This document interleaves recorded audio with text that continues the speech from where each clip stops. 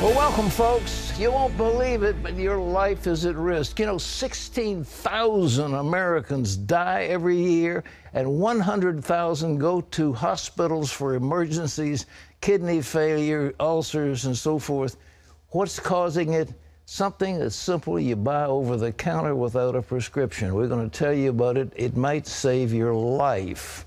Well, speaking of saving your life, it's like do or die for Ted Cruz in Indiana. He doesn't win today, it could mean game over for the Texas senator, as a loss would basically guarantee Donald Trump the Republican nomination. Going into today's vote, polls showed Trump with a clear lead in the Hoosier state, but Cruz is still fighting hard to try to pull off an upset victory. Caitlin Burke has the story. Conflict on the campaign trail is as intense as ever, each candidate ending their campaign in Indiana with attacks against the other. A Donald Trump supporter even facing off with Ted Cruz, demanding he bow out. Do the math. I will protect your right. You ask cases to drop out, it's your turn. Well, take your own words. Now I'm curious, sir. Time to drop out. Political analysts say this could essentially be the end to the GOP primary season. If Trump wins big in Indiana, he'll just need 40% of the remaining delegates to lock in the Republican nomination. And Cruz can't win without a contested convention. According to Real Clear Politics, an average of different polls shows Trump up by 9 points, by a margin of 42 to 33%. But Cruz says he isn't giving up. The Texas senator vowing to compete until the end against Donald Trump. There is a choice, a basic choice that Indiana has and the whole country has. Do we support a campaign that is based on yelling and screaming and cursing and insults? That is based on dividing Americans? Or do we support a campaign that is a positive, optimistic, forward-looking, conservative campaign? On the Democratic side, Bernie Sanders is in a close race with Hillary Clinton in Indiana. Let us see Indiana help lead this country into the political revolution. A victory for Sanders in Indiana would be an embarrassment for Clinton, but would do little to make much of a dent in her delegate lead. She's currently only about 200 delegates short of clinching the nomination. Clinton's campaign is already looking ahead on the next primary in West Virginia. For all the other political players, all eyes are on Indiana, the Republican primary specifically.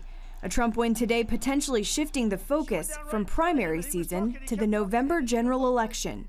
Caitlin Burke, CBN News. I, for one, hope the Republicans will solidify around their leader and get on with life. I'm so sick of this, and I'm tired of the sniping that goes on. And, you know, I think we've had enough of it, and it looks like they've picked a winner. The people have chosen a winner. And the amount of voting, the number of votes cast for Donald Trump has exceeded anything possibly in Republican history. So he can't say that he's sort of a unusual, freaky candidate. He's gotten the votes of the people in state after state after state.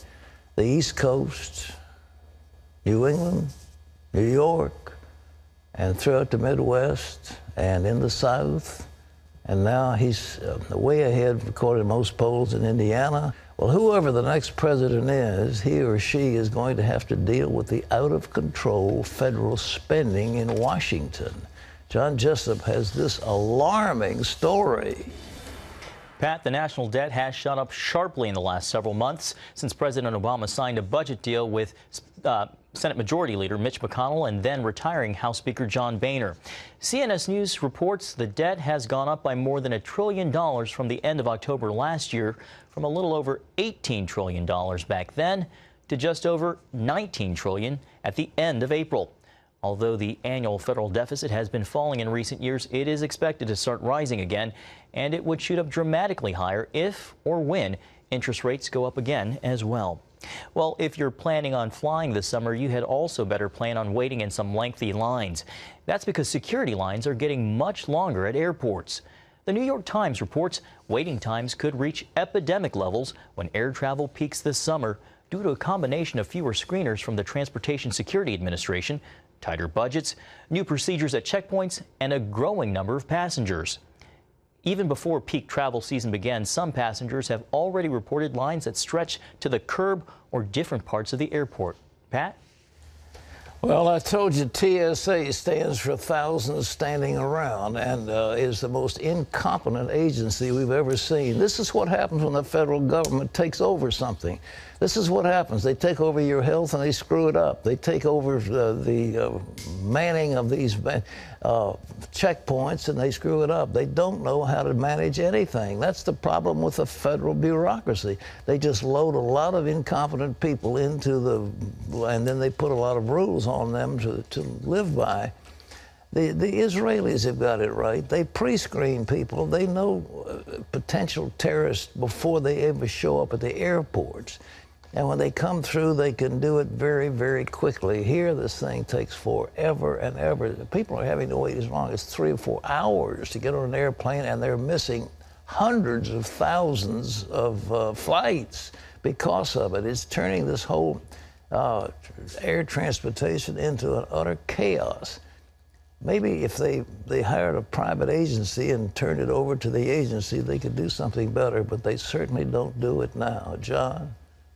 Pat, turning to health news, a government panel recently recommended some people take an aspirin a day to help prevent cardiovascular disease and colon cancer. That adds more fuel to the already fiery debate over the benefits of aspirin and some other pain relievers. As Lori Johnson reports, for some people, that may do more harm than good. Robert Carnes is fine now, but not long ago he panicked when he thought he was having a heart attack because his family needs him. The chest pains were pretty bad and they were really scary. As it turns out, he wasn't having a heart attack. His chest pains were caused by ulcers, brought on by taking an over-the-counter pain reliever he regularly picked up at the corner drugstore for sinus problems. That surprised me. I had no clue. The type of pain reliever Robert took is called an NSAID, short for non-steroidal anti-inflammatory drug. NSAIDs include naproxen like Aleve, ibuprofen like Motrin and Advil, and aspirin. NSAIDs are responsible for a reported 16,000 deaths each year and 100,000 hospitalizations from things like kidney failure, heart attack, stroke, and ulcers. So really everybody's at risk, but the people who are really at the greatest risk are those who may be taking other medications that could also interfere with the stomach. Say someone who's on a blood thinning medicine, people who are on steroids for other medical diseases, the elderly, people who are hospitalized, have other stresses on their intestinal system, can also be at much higher risk than the general population. Dr. Daniel Newman says Robert was wise to seek help right away and advises everyone to talk to their doctor about all the medications they're taking, even over-the-counter ones. Discuss how much you're taking, how often, and any unusual symptoms. Develop a change in the color of your stool, black, tarry bowel movements. You start to have vomiting or nausea, you're throwing up stuff that looks like coffee, black coffee ground-like material. Even in the absence of pain, this could be a sign of intestinal bleeding, and stop that medication and notify your doctor right away. The good news is many of us can reduce painful inflammation a different way without taking an NSAID, by switching to an anti-inflammatory diet. One that's low in sugar, white carbohydrates like bread and pasta, trans fats, also known as hydrogenated oils, industrialized vegetable oils, and chemical food additives. These highly inflammatory items are found in abundance in processed foods. On the other hand, anti-inflammatory foods are ones that are in their original state, including unrefined fats like fish oil, coconut oil, and olive oil, raw nuts, avocados, and lots of colorful fruits and vegetables. Lori Johnson, CBN News. Thanks, Lori. Pat, that anti-inflammatory diet sounds like they tore a page right from your book. Amen. Do you ever take those things? NSAIDs? I don't have headaches. Or... You don't take ibuprofen or any of that? No? Okay. You know that TV commercial with the truck driver who's got sore knees, and he says, you can't take my Aleve, just 2 Aleves, 2 Aleves, a couple of Aleves. Well, the problem with this is naproxen, and I tell you what I did. I was hurting in my knees or my shoulder or something, and they've been advertising. I was taking a blood thinner for my heart, and it was called Xarelto. So, okay, I said, I'll just take a couple of these things, and that did it. the two together, yeah. In the iron in my blood, it was supposed to be between 15 parts and 50 parts per unit of whatever they were testing. Mine was coming in at 9. Oh, wow. And I was bleeding like crazy and wasn't even aware of it. But look at these things. But, you know, they advertise just, you can't take Maya leaves. It's brilliant advertising. Yeah. This is naproxen. This is very strong. Okay. This is Motrin. This is ibuprofen. Motrin and some of the others are all the same. But Nolan Ryan, a great pitcher, he was always using, here's Advil and Motrin, they're the same thing. And these guys were saying, well, I can pitch, you know, forever because I'm taking Motrin or Advil or what have you. Well, I think a lot of people take those things daily when they have consistent extreme pain in a joint, like you're. Well, before I started lifting weight, I used to take extra strength Excedrin, and I'd pop a couple of them because, you know, when you start pushing and you got all that, you don't want to push through pain, so it takes care of the pain. And that eats your stomach up, and it kills people. 16,000 deaths and 100,000 people in the hospital because of these things. Folks, it is dangerous, especially a leaf which is naproxen. Naproxen is very powerful stuff, and a couple of these is about 500 milligrams of naproxen. And sometimes people don't think, as you're saying, about the other things that they're taking. Almost everything interacts with each other, so well, it even needs if to be you a don't, concern. this is aspirin. A couple of these aspirin will do the same thing. It'll eat your stomach up.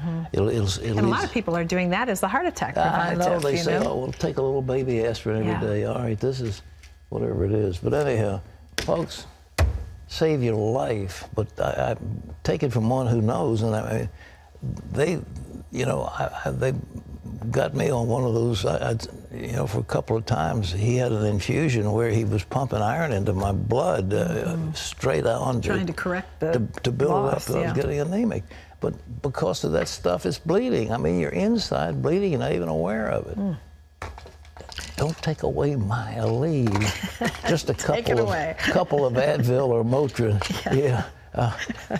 Well, there you go. Be careful what you put in your mouth. Be careful what you watch on television, and they don't warn you about it. 16,000 deaths. I don't want you to be one of them.